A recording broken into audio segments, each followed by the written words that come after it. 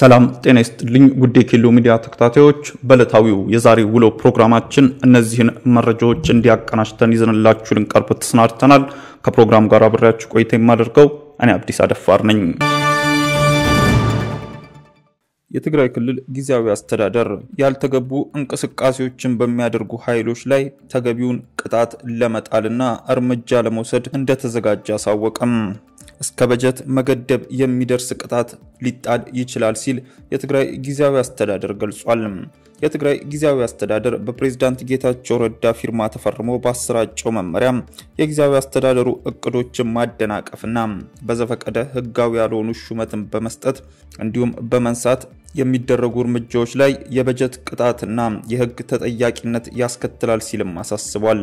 መመሪያ ደንቡ እንደሚለው በህዋት አመራሮች የተፈጠረው የፖለቲካ ልዩነት ምክንያት በማድረግ መሰረታዊ ስልጣንና ኃላፊነት የሌለው ቡድን በማለት የተጠቀሰውን የዶክተር ደብረጽዮን ገብረሚካኤል የሚመራውን ህዋት የሚሰጠው ሹመትና የመሻርና ሹመት የመስጠት ተግባር ፍጹም ተቀባይነት የለውም ብሏል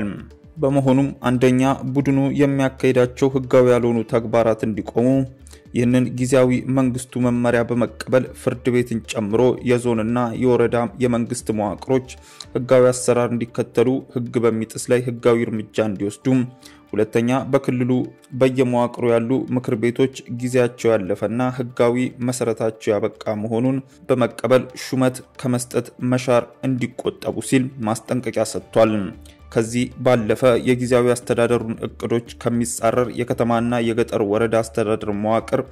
በጀት እስከ መገደብ የሚደርስ ቅጣት እንደሚጣልበት በአጽንኦት አሳስቧል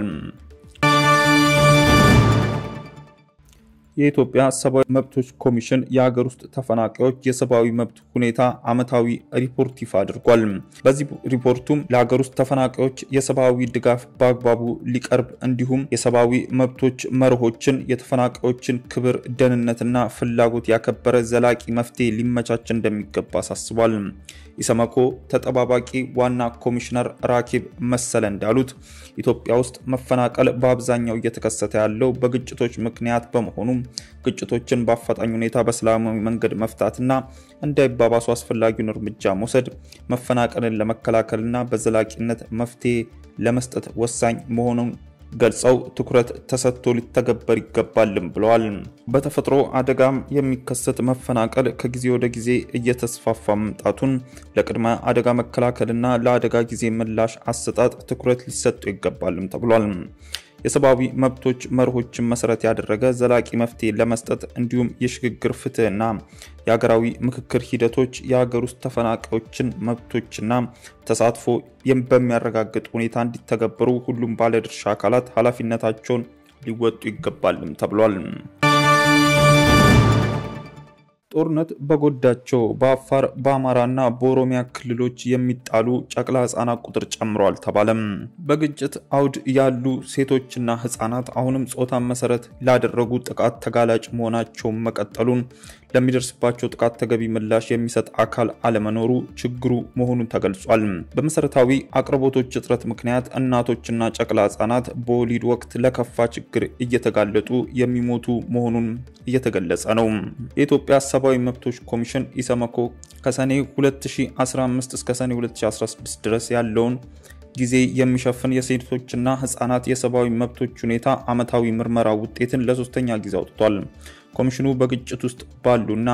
በትጥቅ ግጭት ውስጥ በቆዩ ባላቸው የሀገሪቱ አካባቢዎች በመንግስት ጸጥታ ኃይሎችና በታጣቂ ቡድኖች በተለያየ ጊዜ የሚፈጸሙ ጥቃቶች ሴቶችና ህፃናትን ለሞት ለአካል ጉዳትና ለጾታ ጥቃት ሰለባ ሆነዋል ብሏል ኢሰመኮ የሴቶች የህፃናትና የአካል ጉዳተኞች እንዲሁም የአረጋውያን መብቶች ኮሚሽነር በሰጡት ተጨማሪ ማብራሪያ በማቆያዎች ስፍራዎች የሚኖሩ ህፃናት ሰብአዊ አያያዝ ለጥቃት ተጋላጭ በሆኑ አኳኋኖች እንደሚገኙ ተፈናቃይ ዜጎችና በትላልቅ እርሻ ቦታዎች የሚሰሩ ህፃናት የጉልበት ብዝበዛ እንደሚፈጸምባቸው ገልጿል ከግጭት አውድ ውጪ እያገገሙ አሉ በመንላቸው ቦታዎች ላይ የጸጥታ ስጋቶች አሉ የፍትህ አስተዳደሩን ጨምሮ ሌሎች መሰረተ ልማቶች ወደ ቦታቸው ስላልተመለሱና ተገቢውን ምላሽ የሚሰጡበት አቋም ላይ ስላልሆኑ አሁንም ጥቃቶች ይበረክታሉ ተብሏል ጦርነት ክፉኛ በጎዳቸው በአፋር ኦሮሚያና አማራ ክልሎች የሚጣሉ ጨቅና ህጻናት ቁጥር መጨመሩን በምርመራ ውጤቱ ይፋ ያደረገው ብሔራዊ የመብቶች ጥበቃ ተቋም የሚሰጣቸው ምክረ ሐሳቦች ተግባራዊ አለመደረጋቸው ሊታረም የሚገባ መሆኑን ኮሚሽነሩ አብራርተዋል። የሚፈጸሙ ምክረ ሐሳቦች አሉ፣ ግን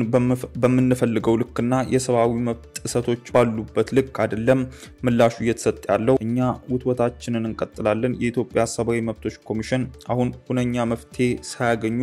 በቀጠሉ አውዳሚ ግጭቶችና ያንን ተከትሎ በተፈጠረ የደህንነት ስጋት በተለያዩ ክልሎች የሚገኙ በሺዎች የሚቆጠሩ ትምህርት ቤቶች መዘጋታቸው